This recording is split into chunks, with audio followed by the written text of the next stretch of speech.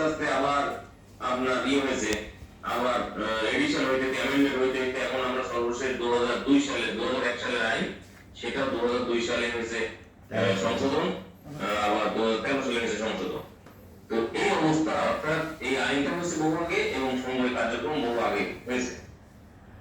তো এটা হওয়ার কারণ হলো যে এই যে বিষয়টা এর গুরুত্ব রয়েছে, কিন্তু গুরুত্বটা আমাদের সমাজে আমরা ওইভাবে অনেক সময় আমরা দেখি না বা ওই অতটা গুরুত্ব আমরা দেই না।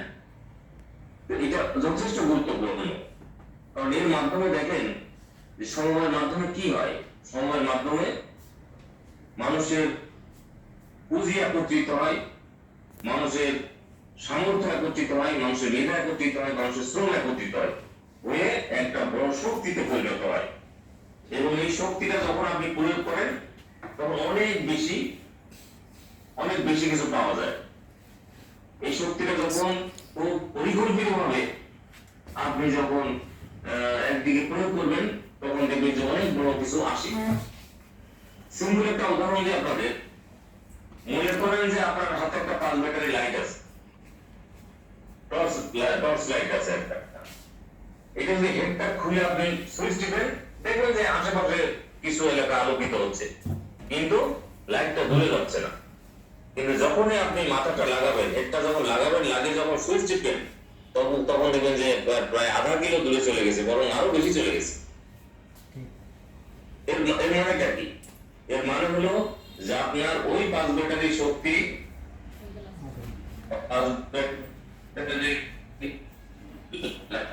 যে শক্তি এটাকে আপনি পরিকল্পিত আলোকিত হয়ে গেছে। আর যখন লাইটটা হেডটা লাগানো থাকবে না, তখন আশেপাশে হয়তো একটু আলোকিত হবে। সময় হলে এরকম যে এই যে শক্তি, আমাদের বিশাল শক্তি, এটা কিন্তু আমি পরিকল্পিত ভাবে ব্যবহার করি, তাহলে এটা দিয়ে অনেক দূর যাওয়া যায়, অনেক কিছু করা সম্ভব। এই জিনিসটা আমাদের উপলব্ধিতে আসতে হবে, বুঝতে হবে আমাদের। আমি সবসময় বলি যে এটা হলো এখন আমাদের যারা মানুষজন আছেন, এই যে আপনারা যারা আমার সামনে আছেন দেখতে পাচ্ছি, সবাই শিক্ষিত মানুষ। এখন আর অশিক্ষিত নতুন গ্রামে নাই, তো সবাই কম বেশি যার যে মনে করেন ফর্মাল লেখাপড়া নাই যার, সেও দেখবেন যে এই টেলিভিশন দেখে, ইউটিউব দেখে, ফেসবুক দেখে সেও অনেক ক্ষেত্রে আমাদের যারা শিক্ষিত তাদের চেয়ে অনেক বেশি জ্ঞানী হয়ে গেছে। এমন কারণ এটা তো অস্বীকার করার উপায় নেই। আমরা কি ফেসবুক বন্ধ করতে পারছি, ইউটিউব বন্ধ করতে পারছি? আপনি ঘরে বসে আজকে দেশের শ্রেষ্ঠ বক্তা যারা, তাদের কথা শুনছেন আপনি দেখেন ঘরে বসে আপনি যদি চান যে, আপনি ছোটবেলায় নাম শুনেছেন না যে অক্সফোর্ড বিশ্ববিদ্যালয়, হার্ভার্ড বিশ্ববিদ্যালয়, আপনি যদি চান যে আমি ঘরে বসে, আমি সৈয়দপুর বসে আমি অক্সফোর্ড বিশ্ববিদ্যালয়ের একজন লেকচারের বক্তব্য শুনতে চাই, সেটা শুনতে পাবেন আপনি।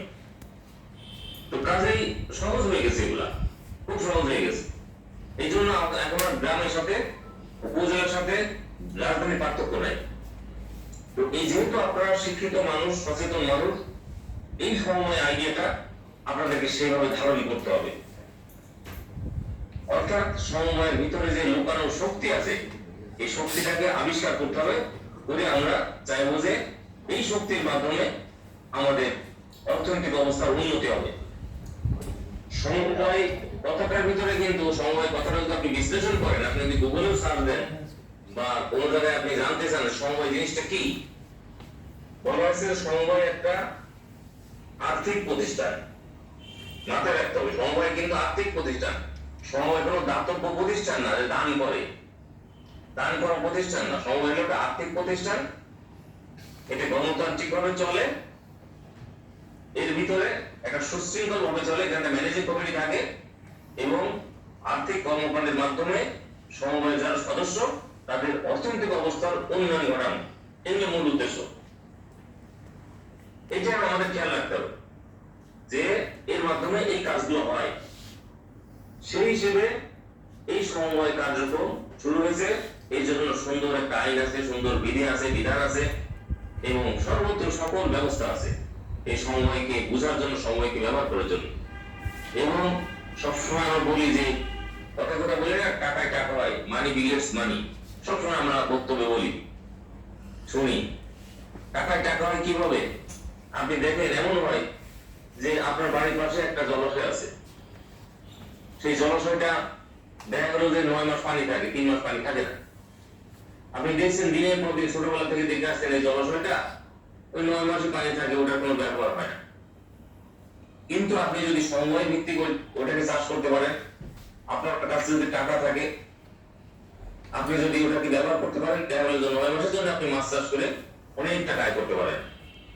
কারণ একটা গ্রামে যখন একটা সমবায় সমিতি হয়, এই সমবায় সমিতির উদ্যোগে যখন একটা জলাশয় চাষ করা হয়, তখন আর কোনো বাধা থাকে না। আপনি একা একা চাষ করতে যান, অনেকে বাধা দিবে। আপনি একটা গ্রুপে চাষ করতে যান, অনেকে বাধা দিবে। কিন্তু সমবায় সমিতি যদি হয়, একটা গ্রাম বা একটা ইউনিয়নের শত শত লোক যদি সমবায় সমিতির সদস্য থাকে, সমবায় যদি সেই পরিকল্পিতভাবে ওই জলাশয়টা আপনার মাছের চাষ করে, বাধা আসবে না, আপনি চাষ করতে পারবেন। ওখানে যে বেনিফিটটা আসবে চাষ করে, সেই বেনিফিটটা আপনার সমবায় সমিতিতে জমা হবে এবং সেখান থেকে আপনার উপকৃত হবে। কিন্তু আমরা দেখি গ্রামে ছোট ছোট জলাশয় নিয়ে অনেক গন্ডগোল হয়, মারামারি হয়। তারপরে যারা পলিটিক্যাল লোকজন তারাও তো এটা নিয়ে অনেক অনেক কিছু করে, এটা আপনারা জানেন। তো এই যে জলাশয়ের কথা বললাম, এটা যদি ব্যবহার করতে চান, কি কি লাগবে? পুঁজি লাগবে। তো সেই পুঁজি, সমবায় সমিতি পুঁজি গঠনের একটা উত্তম জায়গা। আমরা তো অনেক সময় সমবায় সমিতি মানে আমরা বুঝি যে আমি সমবায় সমিতি করলাম, সরকার কি দিবে, এরকম একটা ধারণা আমাদের মধ্যে এসে গেছে। সরকার কি দিবে? যেমন এই প্রজেক্টের মাধ্যমে আপনাদের লোন দেওয়া হচ্ছে, এই লোন দেওয়ার কিন্তু কথা ছিল না। কথা ছিল যে আপনার নিজের পায়ে দাঁড়াবেন। এই লোন যেটা দিচ্ছে সরকার, এটা কিন্তু আপনাদের অতিরিক্ত দিচ্ছে। তো কথা ছিল, কারণ বাংলাদেশে যত ভালো ভালো সমবায় সমিতি হয়েছে, তারা কিন্তু নিজের পায়ে দাঁড়াইছে, নিজের পুঁজি দিয়ে দাঁড়াইছে। কিন্তু তো তারপরে সরকার চাই যে কিছু ফান্ড আমরা দিলাম, সিড ফান্ড বলে, সিড ফান্ড দিয়ে স্টার্ট করে দেওয়া, যাতে করে এটা শুরু হবে, হয়ে তারা এক সময় হাঁটি হাঁটি পাকা করে অনেক দূরে এগিয়ে যাবে। এই জন্য কিন্তু সরকার এটা করে। তো যাই হোক, যেটা বলছিলাম যে আপনার এই সময়ের মাধ্যমে একটা বড় পুঁজি গঠনের সুযোগ আছে, অনেক বড় পুঁজি। আমি একটা উদাহরণ সবসময় দিই আপনাকে, যে মানি বিগেস মানি, টাকায় টাকা হয়। আমি তখন বাগেরহাট জেলার মংলা উপজেলার এসিল্যান্ড সহকারী কমিশনার ভূমি, এটা হলো 1999-98-99 সালের দিকে। ওখানে একজন বড় ব্যবসায়ী, সে একদিন আসলো আমার কাছে, আমার কাছে মাঝে মাঝে আসতো, কয় স্যার আমি আজকে একটা কার্গো কিনলাম। আপনারা জানেন যে কার্গো গুলো বিক্রি হয়, ওই যে ছোট ছোট ভেহিকেল যেগুলো মংলা পোর্টে অনেক পুরানো হয়ে গেলে তার বিক্রি হয়। আমার কথা